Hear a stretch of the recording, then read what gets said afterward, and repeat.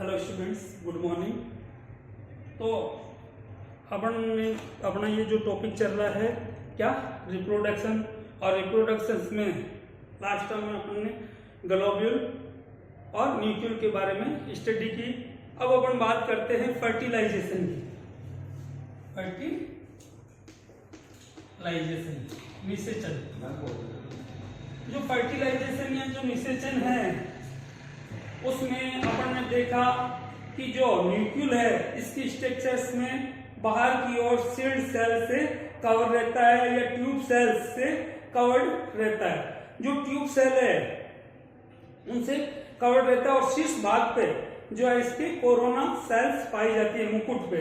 तो ये जो कोरोना सेल्स है ये अपने स्थान से खिसक जाती है। कोरोना सेल्स के खिसकने के कारण जो बीच का भाग है एग सेल का, इसके शीर्ष भाग के रूप में एक हाइलाइन स्पॉट होता है जो ग्राही भाग होता है। अब जो ग्लोब्यूल्स के द्वारा जो एंथ्रोजोइड्स बनते हैं, ग्लोब्यूल में जो एंथ्रोजोइड्स बनते हैं वे तैरते हुए इस हाइलाइन स्पॉट के द्वारा यहाँ एग के संपर्क में आते हैं। मेल न्यूक्लियस या जो एंथ्रोजोइड्स है, एंथ्रोजोइड्स जिसकी अपन ने स्ट्रक्चर्स भी बताई थी कि ये इस प्रकार की जो स्ट्रक्चर जो होगी, इस जो फ्लैजिला पाई जाती है वो तैरता हुआ यहाँ से अंदर की ओर प्रवेश करता है उसका न्यूक्लियस भाग, और वो इस केंद्रक से संयोजित हो जाता है और संयोजित होके फिर जो है किसका निर्माण करेगा, जाइगोट का।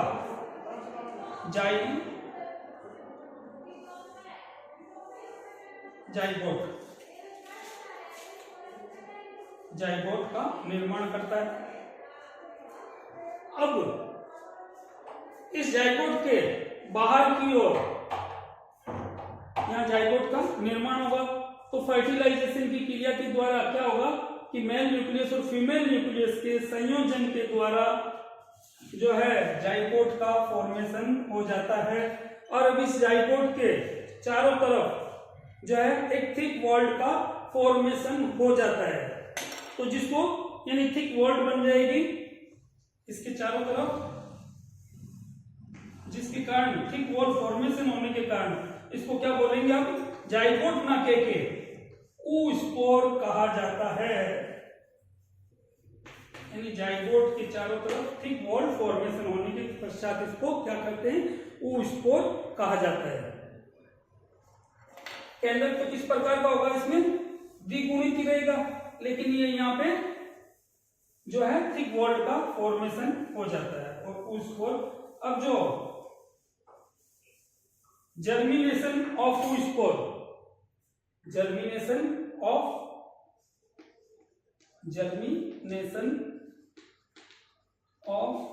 oospore, जर्मिनेशन ऑफ oospore में ये जो द्विगुणित जाइगोट जो कि इसके सेंटर में पाया जाता है, oospore की जो संरचना की अगर अपन बात करें तो ये 4 लेयर्ड रहता है, जिसमें आउटर टू लेयर्स जो है पिगमेंटेड होती है और इनर की जो 2 लेयर है वह कलरलेस, जिसमें कि द्विगुणित 2n जाइगोट पाया जाता है। जब परिस्थितियां अनुकूल हो जाती है, जब परिस्थितियां अनुकूल हो जाती है तो उस दौरान जो इस जाइगोट की बाहरी जो ट्यूब सेल्स फट जाती है और ट्यूब सेल्स फटने के दौरान जो है फिर जो जाइगोट है वह तली में, यानी oospore की वाल फटने के दौरान ये जो जाइगोट है वह तली में बैठ जाता है और तली में बैठने के पश्चात कुछ समय तक रेस्टिंग स्टेज में रहता है। रेस्टिंग स्टेज में रहने के बाद जब इसमें परिस्थितियां फेवरेबल होगी, अनुकूल परिस्थितियां होगी, यानी प्रतिकूल परिस्थिति में स्पोर का फॉर्मेशन होगा। जब परिस्थितियां अनुकूल होगी तो अब ये जो द्विगुणित जाइगोट होगा, द्विगुणित जाइगोट जो है 2n जाइगोट, इसमें क्या जो है मियोसिस डिवीजन होंगे, मियोसिस या जो कहते हैं रिडक्शन डिवीजन, जिसके फलस्वरूप इससे जो द्विगुणित है वह 4 हैप्लॉइड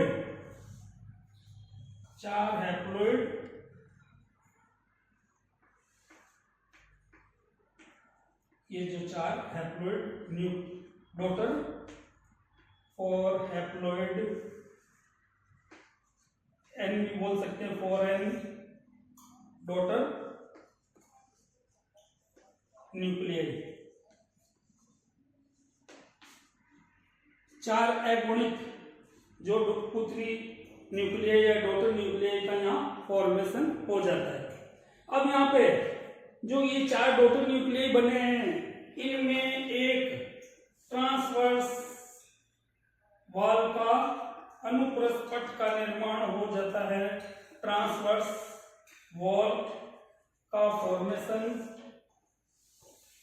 जिसके फलस्वरूप ऊपर के भाग में तो एक हैप्लॉइड न्यूक्लियस n होगा, ये भी, और नीचे जो है 3 हैप्लॉइड जो है न्यूक्लियस 3n और ऊपर है ओनली 1n।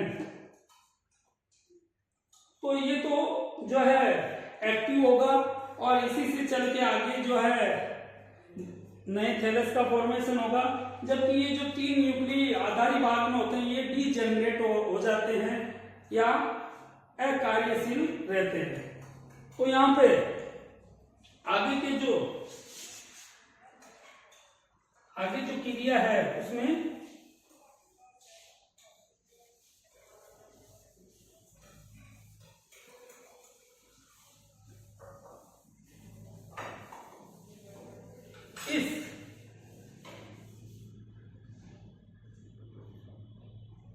यहाँ पे इसके द्वारा इस भाग में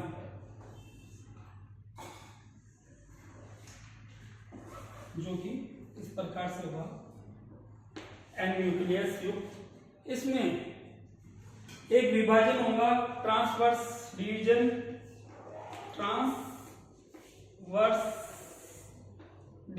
या अनुप्रस्थ विभाजन, जिसके फलस्वरूप ये भाग जो है 2 भाग में डिवाइड हो जाता है या 2 सेल्स में विभक्त हो जाता है, जिसमें से जो दोनों सेल्स है वह अलग अलग सेल्स का फॉर्मेशन करेगी। एक सेल तो जो है प्राइमरी प्रोटोनीमा इनिशियल सेल्स के रूप में, और दूसरी सेल से वो प्राइमरी राइजोइडल इनिशियल सेल के रूप में कार्य करती है। तो आगे जो प्राइमरी राइजोइडल सेल्स है, यानी इस प्रकार से जो दोनों जो है अलग अलग दिशाओं में वृद्धि करते हैं। एक तो जो है जियोट्रोपिक पॉजिटिव जो कि किसका राइजोइड का फॉर्मेशन, राइजोइड या मूलाभास का निर्माण करेगा, और ऊपरी भाग जो है वो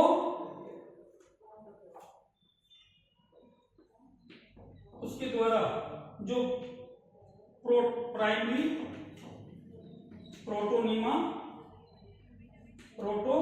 का निर्माण करेगा। तो आगे चल के ये जो प्राइमरी प्रोटोनीमा भाग है इससे एक नए थैलस का फॉर्मेशन हो जाता है, और जो प्राइमरी प्रोटोनीमा से न्यू थैलस का, और न्यू थैलस किस प्रकार का होगा, ग्रीन होता है। Okay student, thank you.